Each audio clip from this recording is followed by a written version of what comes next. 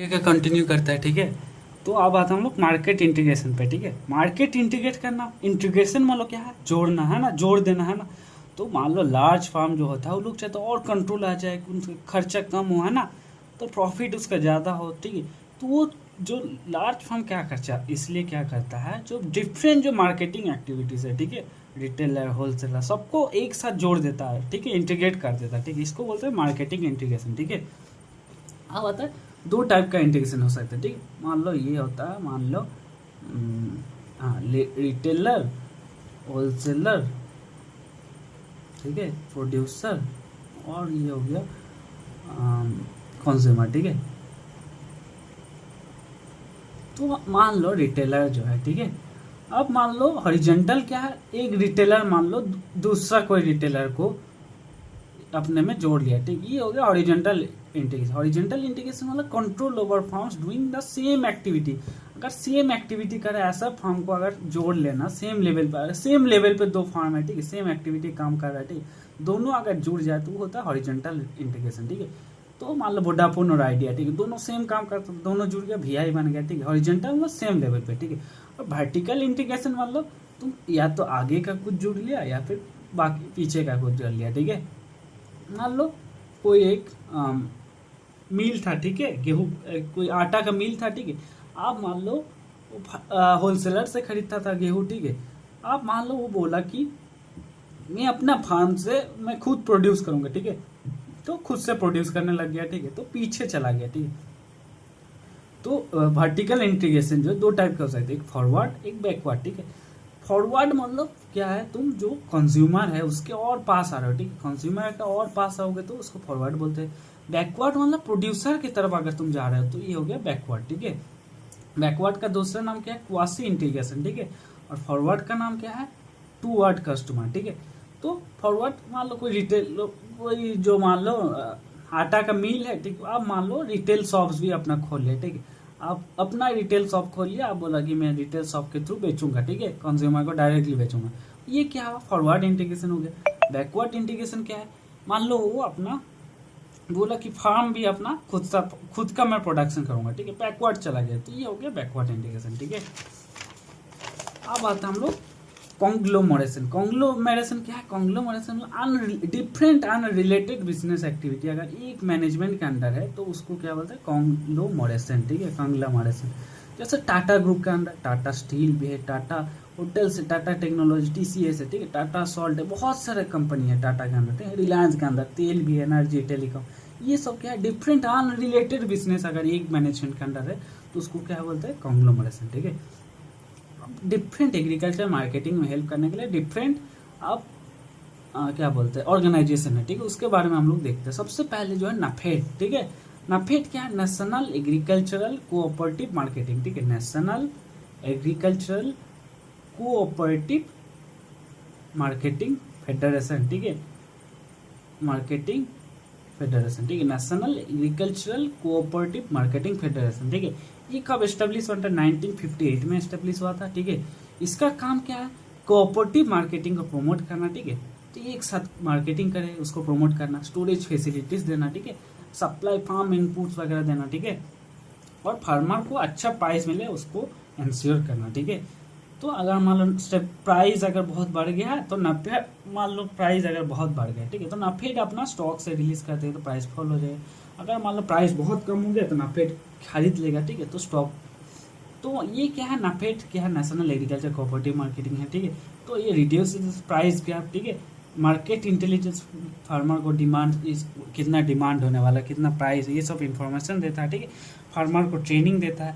ठीक है, लोन्स और इंश्योरेंस वगैरह भी देता है। ठीक है, अब आता हूँ एपीडा। ठीक है, एपीडा का फुल फॉर्म क्या है, agricultural and processed food export development authority. ठीक है, ये 1985 में बना था। ठीक है, और ये जो इफेक्टिव कब से हुआ, 13 फरवरी 1986। ठीक है, इसका हेडक्वार्टर न्यू दिल्ली में है, और ये जो मिनिस्ट्री ऑफ कॉमर्स और इंडस्ट्री के अंडर आता है। ठीक है, एग्रीकल्चर के अंडर नहीं आता, मिनिस्ट्री ऑफ एग्रीकल्चर। ठीक है, इसका काम क्या है, जो मान लो इंडिया जो है, मान लो राइस ये सब प्रोड्यूस कर, ठीक है, इसको क्वालिटी स्टैंडर्ड, जो क्वालिटी स्टैंडर्ड चाहिए, ठीक है, फॉरेन देश में भेजने के लिए उसका स्टैंडर्ड बहुत हाई होता है। ठीक है, तो वो मेंटेन करना, ठीक है, अपना सर्टिफिकेशन देना, ठीक है, प्रॉपर पैकेजिंग वगैरह ये सब में हेल्प करता है पीटा। ठीक है, अब जो है इसका फंक्शन क्या क्या, रजिस्टर्स, एक्सपोर्टर्स, जो एक्सपोर्ट करेगा उसको रजिस्टर करना, स्टैंडर्ड को फिक्स करना, ठीक है, तो प्रोडक्ट है उसको इंस्पेक्ट करना, ठीक है, उसके बाद जो पैकेजिंग है उसको इम्प्रूव करना, डेवलपमेंट, मार्केट डेवलपमेंट इम्पोर्ट, ठीक है, बाहर जो है उसको मार्केट को डेवलप करना, ठीक है, ट्रेनिंग देना,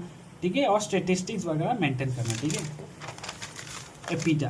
अब आता है CACP, commission for agricultural cost and prices, ठीक है, commission for agricultural cost and price, ठीक है, तो ये कब है 1965 में बना था, ठीक है, और इसका पहला जो नाम था एग्रीकल्चरल प्राइस कमीशन था, ठीक है, EPC से चेंज होगा CACP कब बन गया 1985, ठीक है, तो इसका काम क्या है, ये जो है फार्मर्स, मान लो कोई फार्मर 1800 रुपया स्पेंड किया, ठीक है, अब मार्केट का प्राइस मान लो 1400 रुपया हो गया, तो गवर्नमेंट जो है एक एक्सपर्ट बॉडी बना है, वो लोग फेयर प्राइस डिसाइड करता है, ठीक है, तो CACP का रोल क्या है, गवर्नमेंट को MSP के रिगार्डिंग अपना एडवाइस देना, ठीक है, इस क्रॉप का इतना MSP होगा, ठीक है, ये सब बताना, रिकमेंड्स द MSP, ठीक है, अभी जो है टोटल 22 क्रॉप के लिए MSP मिलता है, ठीक है, और एक एक्स्ट्रा जो है शुगर केन के लिए, कमर्शियल क्रॉप है शुगर केन के लिए भी मिलता है, ठीक है, 22+1, उसमें से शायद 14 खरीफ है, 6 रबी है, ऐसा कुछ है, ठीक है, इसको थोड़ा देख लेंगे हम लोग बाद में। Advises on the agriculture price policy, ठीक है, ये सब बताता है, फार्मर को सही मार्जिन मिले, ये सब में हेल्प करता है, रिकमेंड करता है, ठीक है। अब आता है CWC, central ware housing corporation, ठीक है, 1957 में बना था, ठीक है, वेयर हाउस क्या है, जो हार्वेस्ट जो प्रोडक्ट है उसको स्टोर करता है, ठीक है, सो दैट तुम्हारा खराब ना हो जाए, ठीक है, प्राइस क्रैश ना कर जाए, ठीक है, इसका फंक्शन क्या है, वेयर हाउस बनाना, ठीक है, गवर्नमेंट जो एजेंट है परचेस करता है, सेल करता है, डिस्ट्रीब्यूशन करता है, तो अरेंज मूवमेंट्स ऑफ गुड्स, ठीक है, इधर से दो डिफरेंट जगह पे अरेंज ट्रांसपोर्ट करने में हेल्प करता है, ठीक, कंसल्टेंसी एंड ट्रेनिंग में हेल्प करता है। SWC क्या है, स्टेट वेयर हाउसिंग कॉर्पोरेशन, 1956 में पहली बार बिहार में बना था, ठीक है, तो टाइप्स ऑफ वेयर हाउस क्या क्या है, सबसे पहले पब्लिक वेयर हाउस, मतलब जो गवर्नमेंट बनाता है, ठीक है, एनीवन कैन स्टोर गुड, ठीक है, फार्मर ट्रेडर, उसके बाद प्राइवेट वेयर हाउस, ठीक है, मतलब अपना कंपनी जो है अपना प्राइवेट फार्म, जैसे रिलायंस अपना वेयर हाउस बनाया, ITC बनाया, ठीक है, ये होगा प्राइवेट। उसके बाद बॉन्डेड वेयर हाउस, ठीक है, इसमें क्या stores imported goods before customs duty payment, ठीक है, मान लो बाहर से हम लोग इंपोर्ट किए कुछ खाना, ठीक है, अब कस्टम्स जो है चेक करता है, ठीक है, कस्टम्स ड्यूटी लगता है, ठीक है, चेक करता है, ठीक है, उस तब तक कहाँ स्टोर रहेगा, बॉन्डेड वेयर हाउस में, ठीक है। हाँ मतलब बेस्ड ऑन कमोडिटी, कमोडिटी के बेसिस पे अगर डिवाइड करें तो जनरल, मतलब इसमें कुछ भी स्टोर हो सकता है, ठीक है, कोई भी डिफरेंट टाइप का प्रोडक्ट स्टोर कर सकते हैं, ठीक है। स्पेसिफिक क्या है, कोई पर्टिकुलर स्पेसिफिक कमोडिटी के लिए, ठीक है, कॉटन वेयर हाउस सिर्फ कॉटन के लिए है, ठीक है, उसके बाद राइस वेयर हाउस सिर्फ राइस के लिए होगा, ठीक है, उसके बाद रेफ्रिजरेटेड, ठीक है, रेफ्रिजरेटेड वेयर हाउस क्या है, पेरिसेबल आइटम जैसे फ्रूट्स हो गया, वेजिटेबल, मीट, ये सब स्टोर कहाँ करेंगे हम लोग, रेफ्रिजरेटेड वेयर हाउस में, ठीक है। अब बता हम लोग FCI, food corporation of India, ठीक है, ये कब एस्टेब्लिश हुआ था 1965 में, ठीक है, और कौन से एक्ट के थ्रू हुआ था, अंडर फूड कॉर्पोरेशन एक्ट 1964, ठीक है, इसका हेडक्वार्टर कहाँ है, न्यू दिल्ली में है, ठीक है। FCI का क्यों जरूरत था, क्योंकि हमारा इंडिया का फूड सिक्योरिटी मेंटेन करने के लिए एक ऑर्गेनाइजेशन चाहिए, ठीक है, जो कि परचेज करेगा गुड्स को, स्टोर करेगा और सप्लाई करेगा, ठीक है, तो इसलिए FCI बनाया था।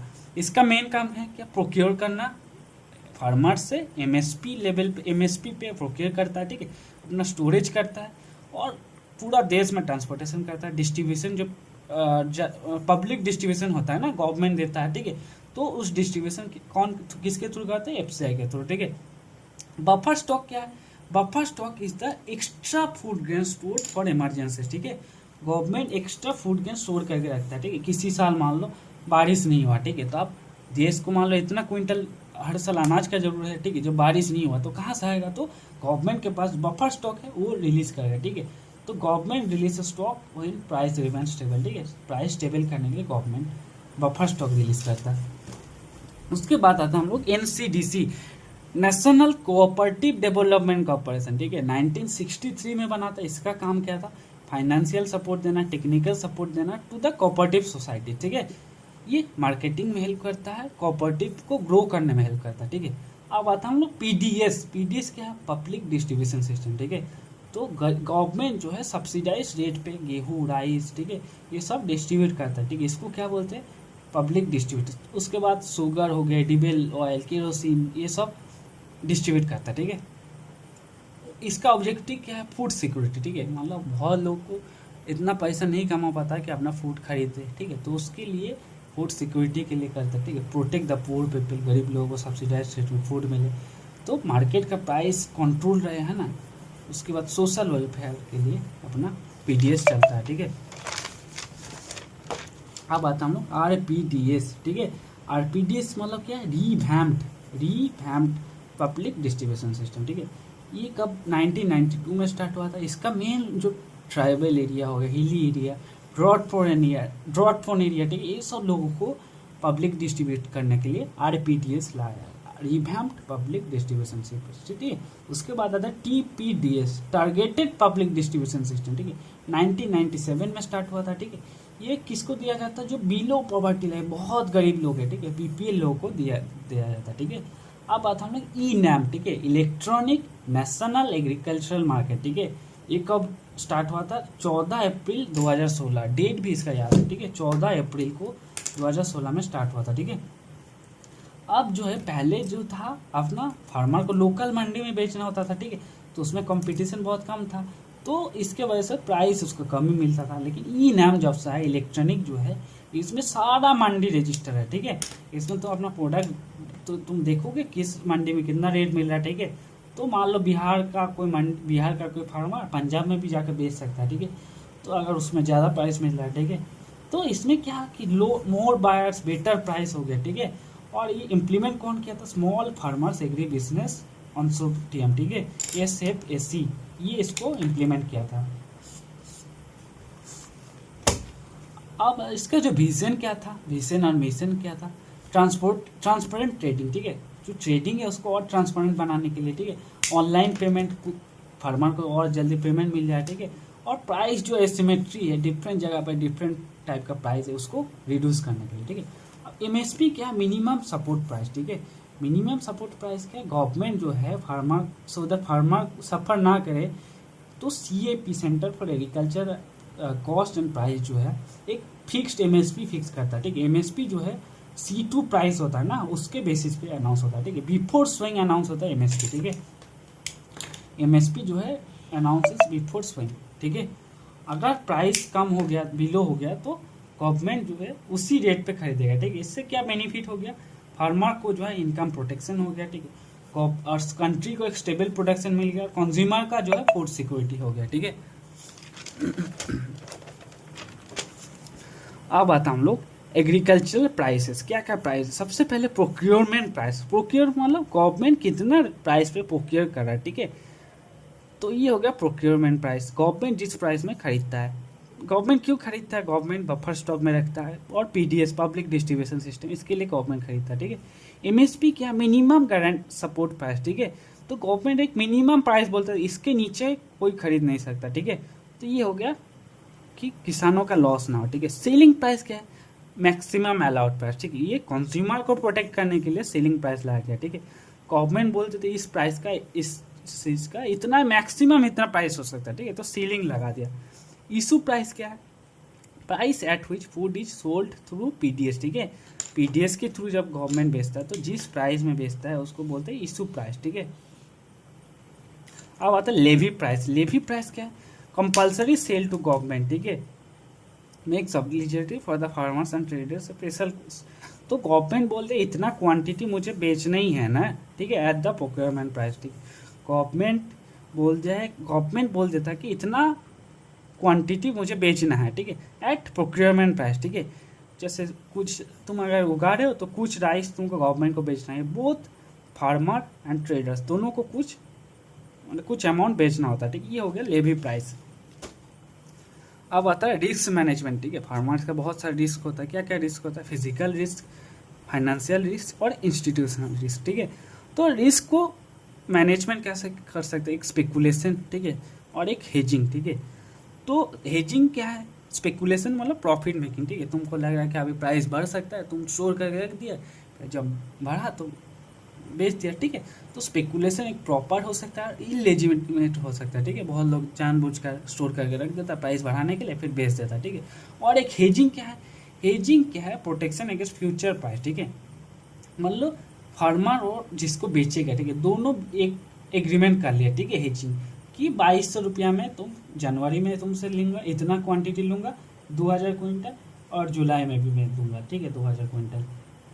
कितना प्राइस में? 2200 रुपीज़, ठीक है।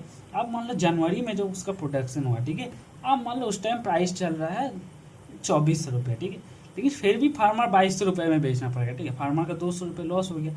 लेकिन मान लो जुलाई में जो है 2000 रुपया की 1900 रुपया रेट चल रहा है, लेकिन फिर भी फार्मर 2200 में ही बेचेगा, तो अब जो है बायर है उसका लॉस हो गया, ठीक है। हेजिंग क्या, पहले से हम लोग डिसाइड कर लिए कि कितना अमाउंट लेंगे और कितना प्राइस पे लेंगे, ठीक है, और अगर प्राइस डिक्रीज हुआ तो लॉस हो जाएगा दोनों का, है ना। ये हो गया हेजिंग। अब आता मॉडल एपीएमसी एक्ट 2003 में आया था, ठीक है। ग्रेडिंग का क्या क्या टाइप हो सकता है? एक मैंडेटरी ग्रेडिंग हो सकता है, कंपलसरी बाय लॉ, एक परमिसिव ग्रेडिंग, ठीक है। तो गवर्नमेंट जो फार्मर है अपने से चूज किया है, वॉलंटरी, ठीक है। सेंट्रलाइज ग्रेडिंग क्या, सेंट्रल लोकेशन पे ग्रेडिंग, और डिसेंट्रलाइज मतलब विलेज लेवल या फार्म लेवल पे, ठीक है। तो दो टाइप का ग्रेडिंग होता है, फार्मर्स कच्चा ग्रेडिंग और पक्का, ट्रेडर्स पक्का ग्रेडिंग, ठीक है। तो फार्मर्स कच्चा ग्रेडिंग क्या, सिंपल आप ग्रेडिंग करेगा फार्मर, और ट्रेडर्स जो है पूरा साइंटिफिक मेथड से ग्रेडिंग करता है, ठीक है। ये होगा ट्रेडर्स पक्का ग्रेडिंग। अब मार्केटिंग एफिशिएंसी क्या है? जो फार्मर है, मार्केटिंग एफिशिएंसी मतलब कितना मार्केटिंग, तुम्हारा जो मार्केटिंग है कितना एफिशिएंट है, ठीक है। तो इसमें 3 फॉर्मूला है, ठीक है। सबसे पहला सेफर्ट फार्मूला। सेफर्ट फार्मूला क्या बोला था? Total value of the goods marketed by total marketing cost, ठीक है। तो कितना का मार्केट किया और उसका कंपैरिजन में तुमको कितना खर्चा है, ठीक है। तो उसके बेसिस पे तुम मार्केटिंग एफिशिएंसी निकाल सकते हो। टोटल कितना माल बेचा, कितना मार्केट किया और उसका कितना मार्केटिंग कॉस्ट है, ठीक है। चार्जेस फार्मूला क्या है? फार्मर्स प्राइस, फार्मर को कितना प्राइस मिला divided by marketing cost plus marketing margin, ठीक है। फार्मर को कितना प्राइस मिला divided by marketing cost plus marketing margin, ठीक है। और एम्पिरिकल फार्मूला क्या है? Marketing efficiency output by input into 100, ठीक है। ये हो गया एम्पिरिकल फार्मूला।